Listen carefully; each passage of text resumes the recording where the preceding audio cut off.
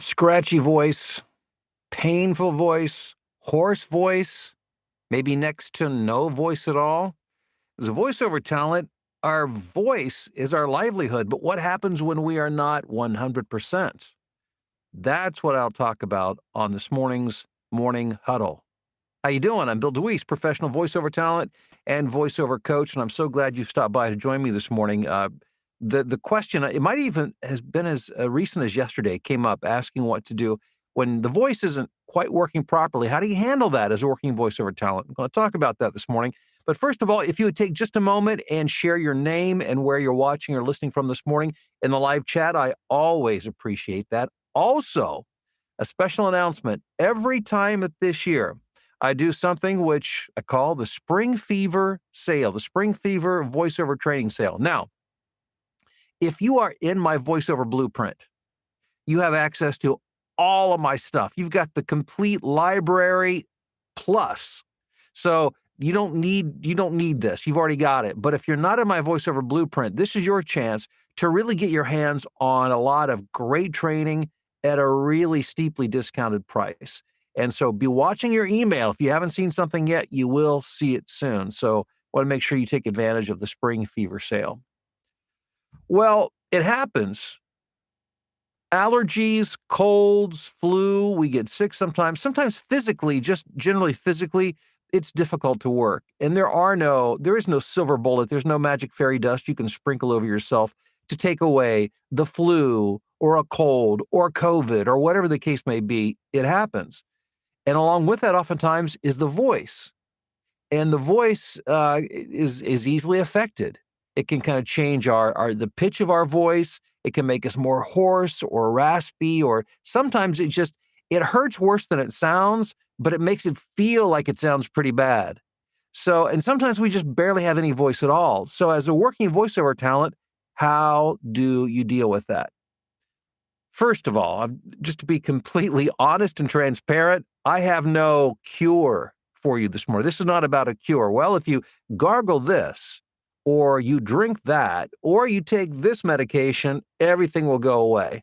I don't know that anything quite like that exists. Although it's not bad to gargle with salt water. I do that when my voice gets raw. I've tried various and sundry medications over the counter and otherwise. And sometimes it helps, sometimes it doesn't. But those are things you know about that already. The real question is, how are you going to handle it when it comes to your work and with your clients? And so the first thing I want to say is this. Usually, it's been my experience, and with the students that I work with as well, when they come to me asking me this, and I've actually been able to physically hear them as they've talked to me, it usually sounds, your voice usually, when you're having a problem, sounds much worse to you. It's amplified than it does to somebody else who's listening to you. It seems exaggerated. It feels exaggerated because you're not only hearing it, but you're feeling it as well. Plus, it all resonates through your skull, and so everything's kind of amplified to you. So what may sound or barely be noticeable to me or your client may seem really catastrophic to you. So that's the first thing to keep in mind. But that's not to say that it's always that way. Sometimes, I mean, you can barely squeak anything out, and I get that. So, but you've got to deal with that. If you're working with clients and you've got deadlines to meet, that can be an issue. So first of all, just know, don't immediately give up on the idea and say, okay, you know what? I feel like, my voice is not 100%, so I'm just not going to work today. If you've got commitments, then you need to handle those commitments. That doesn't necessarily mean that you record the work, but it does mean you need to communicate with your client. And here's how I communicate with my clients. When I'm not 100% sure that my voice is going to be acceptable to a client who is expecting a delivery from me, excuse me, on that day, here's what I do. I record a sample of their project for them. I'll record a few lines or a paragraph, and I will send it to them. And I'll tell them, I'm dealing with a bit of an allergy or a cold today, and I just wanted you to hear my voice so you can make the decision as to whether you want me to record for you or wait another day or two until my voice hopefully sounds better. You might be shocked by the response. I have rarely, I can probably count on one hand, tell you the times that a client said, don't record. Usually the response is, You sound fine. Go ahead and do it. Because these guys are working on deadlines. And so that doesn't mean they want a bad recording, but what it does mean is you don't sound as bad as you think you do, and they need the recording. But occasionally somebody will say, yeah, you know what, let's give it a day or two and see what's happening. But you've got to communicate with your client. That is of utmost importance. So just remember, it's not usually as bad as it sounds to you, but don't be the final judge of that. Let your client be the final judge of that. Because the last thing you want to do is to not deliver because of something that you perceive to be a problem. And maybe it is, or maybe it's not from the mind of the client. But more importantly, they didn't hear from you, that you didn't communicate. And therefore, it messes up their timeline. And they have to answer to their client or their boss. So communication is key. And if I ever do figure out, my promise to you is if I ever figure out the secret formula to make bad voices go away and make it 100% instantaneously, you will be among the very first to know about that. All right. So stay tuned. Hey, thanks for being on the stream. Let's do a little roll call this morning after I have a little bit of coffee. Oh, there we go. Let's see here. We've got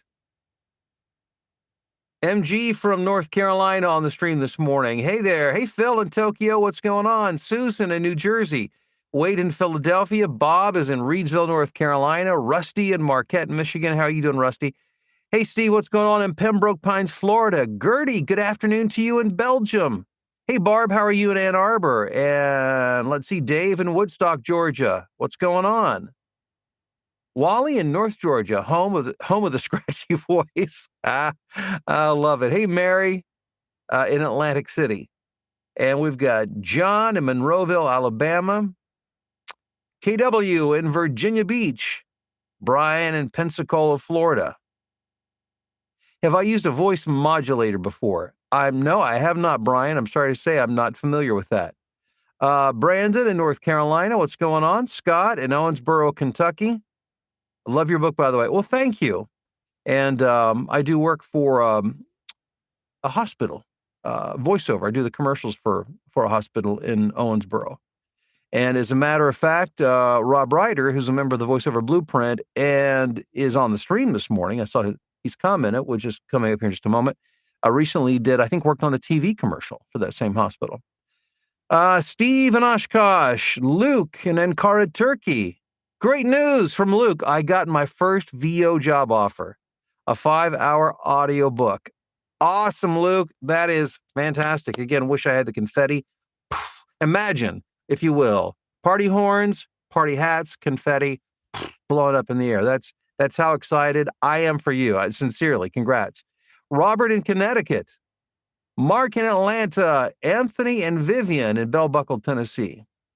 Does a DIY demo have to be perfect to be usable? No, it does not.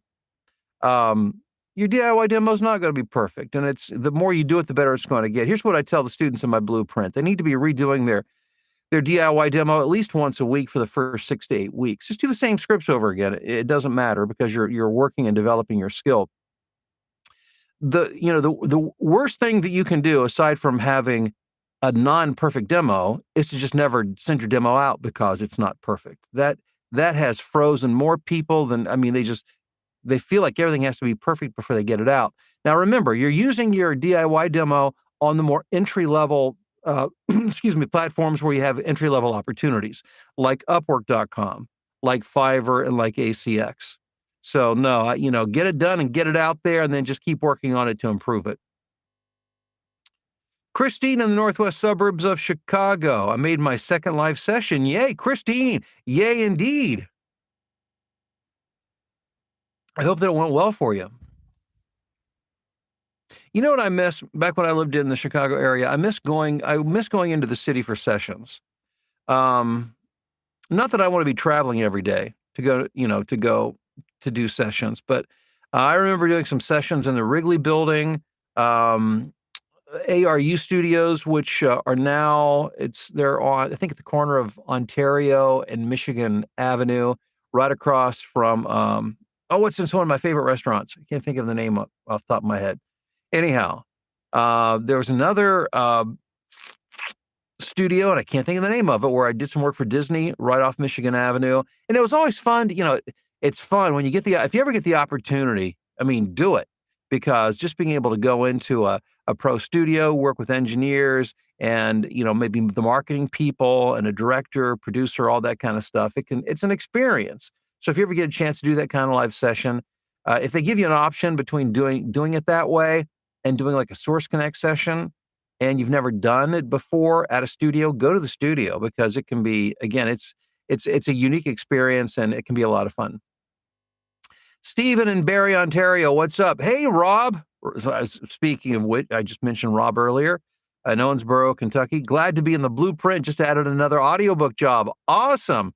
Loveland loves you. Thank you, Rob. And I love Loveland right back. That's for sure. And the fine folk who live there. Michelle in Indianapolis. Patrick in Maryland. What's up? Theo. Happy New Beer's Eve. Prohibition was repealed in the U.S. 90 years ago tomorrow. No kidding. I did not know that. From the mighty Metro caboose headed into downtown Chicago. Tess started a book today, and I have a scratchy voice. Hang in there, Tess. Hey, Mark. Good morning to you in Albuquerque. John. Good morning to you in New York. Richmond, Texas is in the house this morning. Aaron in Boston. Bill in Idaho. Eric in Michigan. Doug in Greensboro, North Carolina. Good morning. We've got Sherry in Southwest Pennsylvania here. Yes, allergy ridden as well. Man, it happens, doesn't it?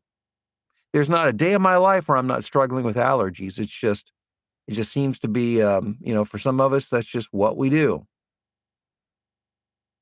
Steve says, anyone else out there find that nasal lavage often helps reduce duration of sinus throat issues? I'm a convert. I hear the ads for it. I used to use a neti pot.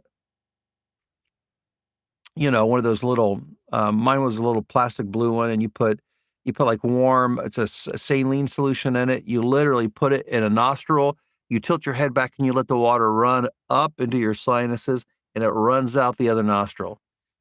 Yeah, I know. It's about as pleasant as it sounds that it would be. I did honestly, for me now, and this was different than a nasal lavage. I didn't find it to be all that extremely helpful, but a lot of people do. So it can certainly be worth checking out.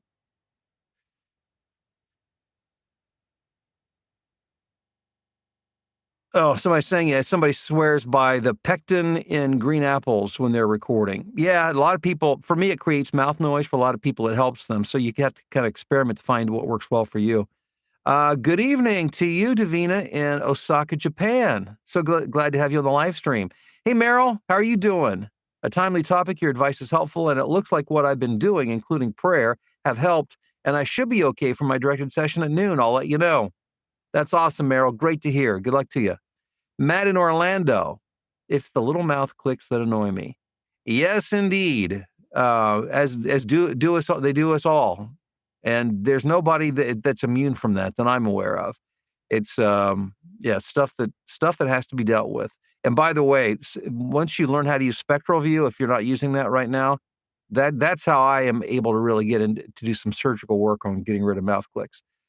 Sandra in London, Ontario. Good morning. Tom and Rhonda, how are you doing? Tom in South Florida. Good morning to you, sir. Good morning to Tom in Rosemont, Minnesota. Dory in Maryland. Good morning to you. Let's see here. We've got Tim D in the Chicago area. And let's see, Rebecca at Albion, Michigan. Good morning, Rebecca. Steve, hello. Let's see here. It's Nuha from Bahrain. Been having a hard time finishing up my demo. Any advice on how to cross over the fear of failure bridge? Yes, I do. Just do it. And that probably, and if that makes you angry to hear that, I get it. It's like, yeah, I know that, but there's no easy. You can't go around it. You can only go through it. Fear, if you ever want to conquer it, you can't go around it. You cannot. You've got to walk directly into the hurricane and through it. And it sometimes will literally scare you half to death, but that's the only way progress is ever made. So, Nuha, what I'm telling you, and I mean this in all sincerity, finish it up and just put it out there and do it. And you'll be glad you did. Scott in Dayton. Chris, good morning. Brianna, good morning. Brock in Fort Pierce, Florida, good morning. Tim, Warm Tea and Honey works for Tim. Christine used to live in the city of Chicago and go into those studios to record. I missed that too. That's part of why I'm coming back. I think we actually missed cross paths back then. Christine, we may have. At what studio, if I may ask? Let's see here. JR, how are you doing in Austin? Matt, good morning. Jolie, it's a sunny day in Minnesota. Get out of here. The sun is actually shining in Minnesota. Good. I'm so glad to hear that. John, let's see. Ernie Anderson used to get up at 3 a.m., smoke 5 cigarettes, drink some coffee, and then start recording network promos. That's right. So, tough it out, guys. And he probably had a few shots of whiskey as well during all of that. Aaron, good morning to you in Detroit. Hey, Marcus, how are you doing in Springfield? And Matt, how are you doing? Yeah, mentioning that Spectral View is an Adobe Audition. Yeah, I think it's in other DAWs as well, but yeah, that's how I use it in Adobe Audition to help edit out mouth clicks. Hey guys, thanks again for being here. As always, you are greatly appreciated. We do this every weekday morning at about the same time, so I will look forward to seeing you tomorrow morning on the live stream. Until then, make something good happen today, and I'll talk to you soon.